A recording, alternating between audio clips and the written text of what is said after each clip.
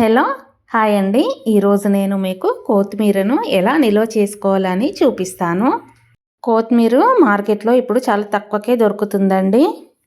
10 రూపాయలకే పెద్ద కట్టలు ఇస్తున్నారండి. నేను ఒక 3 కట్టలు తీసుకున్నాను. నేను చాలాసార్లు ఎన్నో విధాలుగా కొత్తిమీరను నిల్వ చేసుకోవడానికి ట్రై చేశానండి, కానీ నాకు వర్కౌట్ కాలేదు. కరివేపాకు వర్కౌట్ అయింది. నేను చాలా ట్రై చేసి మొన్న నేను ఒక షార్ట్ వీడియో పెట్టాను. ఎవరైనా చూడకపోతే ఆ షార్ట్ వీడియో చూడండి. కరివేపాకును ఎలా ఎక్కువ రోజులు నిల్వ చేసుకోవాలి అని ఉంటుంది. మీరు ఒకసారి ట్రై చేయండి, 100% రిజల్ట్ అండి అది. నేను అలాగే కొత్తిమీరను కూడా చాలా ట్రై చేశాను, కానీ వర్కౌట్ కాలేదండి. ఎవరైనా నా రెసిపీస్ చూస్తున్న వాళ్ళు ఉంటే ప్లీజ్ నా ఛానల్ని సబ్స్క్రైబ్ చేసుకొని నాకు సపోర్ట్ చేయండి.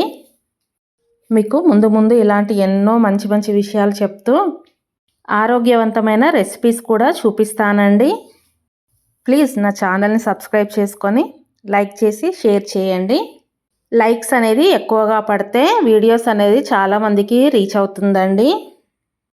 చూసిన వాళ్ళందరూ తప్పకుండా లైక్ చేస్తారని అనుకుంటున్నాను. ఇక వీడియోలోకి వెళ్ళిపోదామండి. మార్కెట్లో కొత్తిమీర ఇలా తక్కువకి దొరికినప్పుడు ఎక్కువ క్వాంటిటీలో తెచ్చుకోవాలి. ఇలా తెచ్చుకున్న కొత్తిమీరను గడ్డి చెత్త లాంటిది ఏది లేకుండా చూసుకొని ఏరుకోవాలి. కొత్తిమీర వేర్లన్నీ తీసేసి కాడలతో సహా తీసుకొని సెట్ చేసుకోవాలి.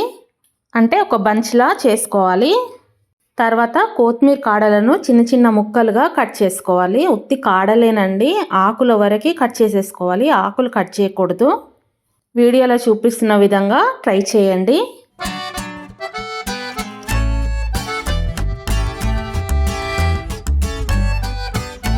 కట్ చేసుకున్న కొత్తిమీర కాడలను సపరేట్ చేసుకొని కొత్తిమీర ఆకులను కూడా సపరేట్గా పెద్దగా కట్ చేసుకోవాలి.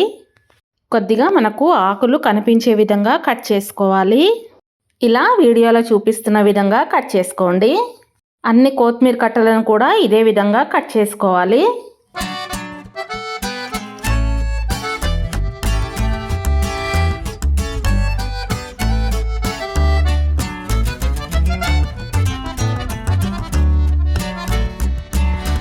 నాకు 3 కట్టలకు కొత్తిమీర ఆకులు ఒక పెద్ద బగోని నిండా వచ్చాయండి. ఇలా కట్ చేసుకున్న కొత్తిమీర ఆకులను నీళ్ళతో 2-3 సార్లు బాగా కడగాలి. అలాగే కొత్తిమీర కాడలను కూడా సపరేట్గా బాగా కడగాలి. ఇలా వాష్ చేసుకున్న కొత్తిమీర ఆకులను నీళ్ళలో నుంచి బాగా పిండి ఒక ప్లేట్లోకి తీసుకొని చల్లినట్టు వేసుకోవాలి. నాకు 2 ప్లేట్లలో వచ్చాయండి. అలాగే కాడల నుంచి కూడా నీళ్ళు తీసేసి మరొక ప్లేట్లో వేసుకోవాలి. ఈ కొత్తిమీర ప్లేట్లను ఫ్యాన్ కింద పెట్టి గాలికి ఆరనివ్వాలి. ఇప్పుడున్న ఈ వెదర్కి తొందరగా ఆరిపోతాయండి. మీకు కావాలంటే 1 గంట ఎండకైనా పెట్టుకోవచ్చు.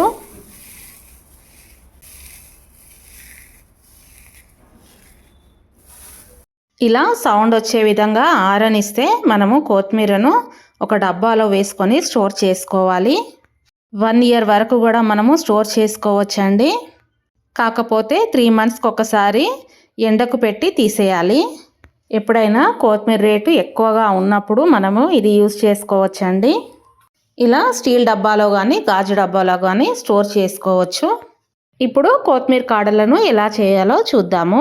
కొత్తిమీర కాడలు ఆరిపోయాక 1 గంట సేపు ఎండలో పెట్టి మిక్సీ చేసుకోవాలండి. అప్పుడు చాలా పొడిగా మెత్తగా వస్తుంది.